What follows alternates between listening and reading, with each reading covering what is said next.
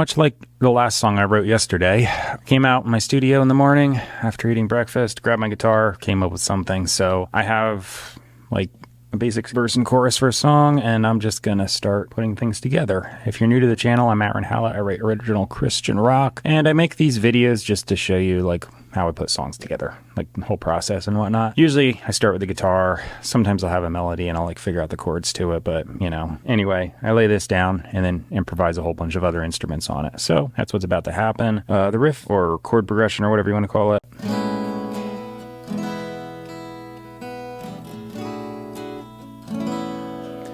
That's going to be the verse, just those four things.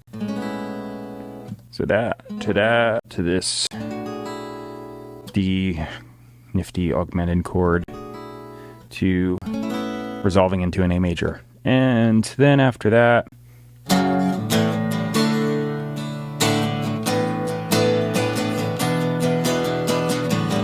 so that's pretty much it. I'm just going to record the left and right side acoustic. Actually, I didn't get the tempo yet. I'm gonna guess like mid 80s. Oh, fast. Low 80s.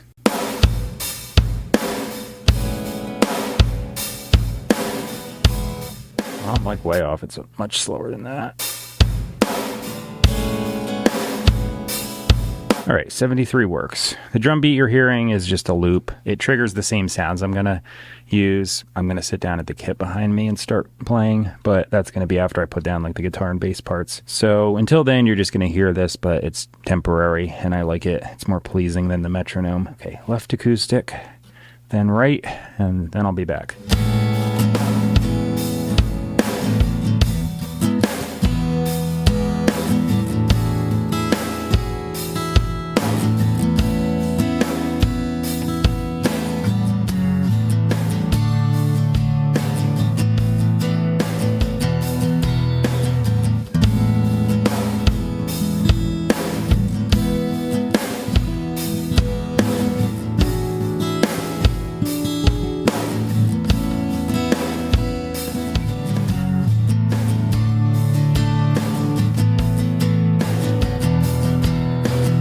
The acoustics are done, so I got rid of my headphones because I can now use the monitors. I just plug this in direct.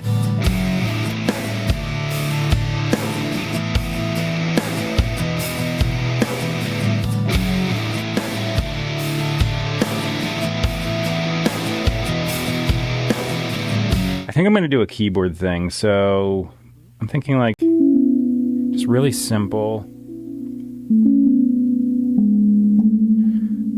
I don't know if that works over the chorus or not. Let me try that.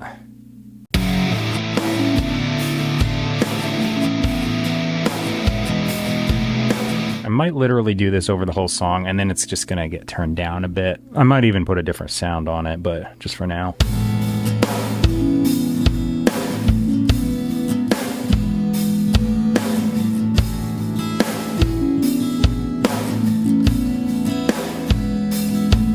I'm thinking I'm going to do some more guitars. So I'm just going to do some stuff in the verse, and I might do like a repetitive lead in the chorus.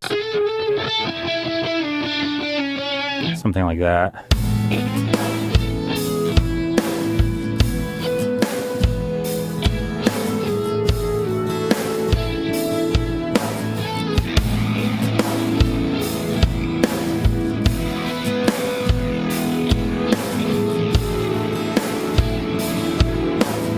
I'm going to improvise a guitar solo over the third verse. This is all A major, so it should be pretty easy. Here I go.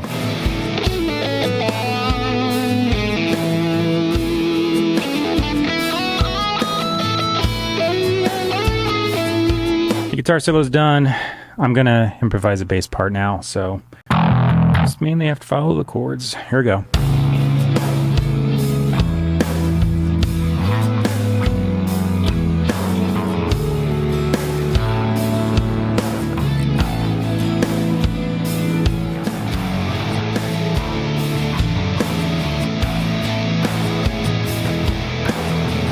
I finished the bass, I deleted the drum loop, and I'm going to sit down at the kit behind me and start tracking drums.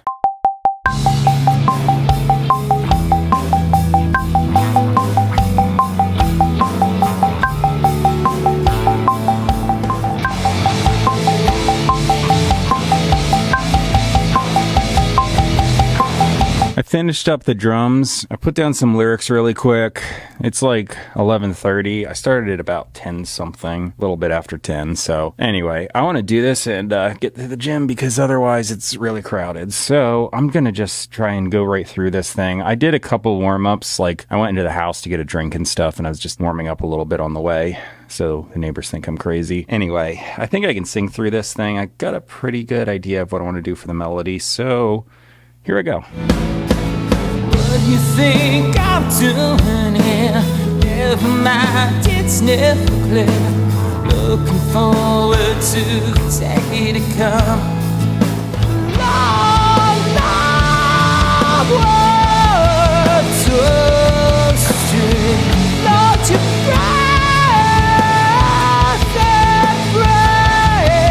Okay, I just sang through it. The lyrics will be in the description box. They're at the bottom if you want to check those out. Right above those, you're going to see where you can purchase and stream my music. It's a bunch of online retailers that most people use: iTunes, Amazon, Spotify, YouTube Music, Google Play, etc. If you use one of those in the list, just go to it, type my name in their search bar, and you should be able to find me. And then right above that, you're going to see PastorMelissaScott.com. I mentioned this is Christian rock, and that's the best Bible teaching I've ever seen, so I put it in the description box if anyone's interested. Pastor Melissa Scott, Pastor's Faith Center in Glendale, California. She's been teaching there since 2005. She took over from her late husband, Dr. Gene Scott. So combined, they got about 50 years of teaching. And the thing is that makes them stand out is that they have really, really great Bible teaching that's all-encompassing of the entire Bible, all of it in context, without bringing in subjective ideas, opinions, denominational skews, and whatsoever. Her husband actually did teaching on the taxonomy of the church, which is really cool because it gets rid of the subjective ideas and just goes with the objective ideas. You can analyze anything. He explains, usually like businesses and whatnot, but you have the objective purposes that the founder created the organization for. And then you have subjective opinions, which abound, just people's general ideas of what things should be, but they don't really have anything to do with the actual structure and organization. So he did that for Christianity. And basically, a lot of churches are just bringing in subjective ideas. So that's really neat that they kind of go by that, because it's just, what does this book say? All of it in context, and getting to the original meaning that the writers were intending by going into translation, by going into historical context setting and everything like that, and then tying all the scriptures together. What you get is really good Bible-based teaching that's super accurate, and most importantly, really inspires your faith, because once you see how awesome the scriptures are and they like match together and everything really flows together well, it's, really cool. But anyway, Jesus should be the center focus. So Jesus is the only thing you should be looking to. Anything else is just like sidetracking you. It's just pointless. So don't look to anything else. Just what Jesus did. He paid the penalty for all of us. That's what he did on the cross. He played the part of the kinsman redeemer. He had what it took to pay for everyone because he was the only one that was sinless. Anyone else could go down a tree and want to do anything for you. He was the only one worthy. So he decided willingly to pay for all of our sin. Every single person in all of humanity is in a fallen, sinning state. Since the original two, all of us have gone astray. No one makes the cut. You can't balance the scales. You can't do enough good works to tip it in your favor and that kind of thing. That's just complete and utter nonsense. And the Bible is explaining everyone falls short. So God is looking for faith. Faith is the only way you can please God. If you look to Abraham, he was justified by faith, not by his works. No one is ever going to get to heaven by their works. Just doesn't happen. Jesus, he paid the penalty for us. And if we look to him in faith, God sees that faith and imputes righteousness onto us from his son. That's the way Christianity should work. So you don't have a right to be all judgmental of other people. You don't have to worry about cleaning yourself up before you come to God. You come to God as you are. He knows all about it. He's just looking for faith and trust, and faith and trust specifically in Jesus. And that's it. So if you can do that, you don't have to adhere to any rules and regulations. Christianity isn't a bunch of rules and regulations tagged onto your behavior. It is just simply faithing and trusting and having that relationship with Jesus. Check out the teaching for really great detail on it. I can't say enough about it. So they do a lot of teaching on faith, a lot of teaching on stewardship, and then they fill in the gaps with a whole bunch of really cool things, so just check it out. If you're interested in my stuff, subscribe, like, comment, share, and you'll keep seeing me. I'm going to keep writing songs. This one's coming up right now. So see you later. Enjoy the song.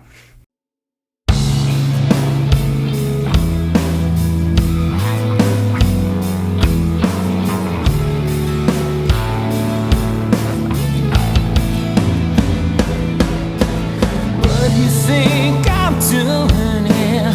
Never mind. it's never clear. Looking forward to the day to come. Am I right to bring to light all the ways I learned to fight?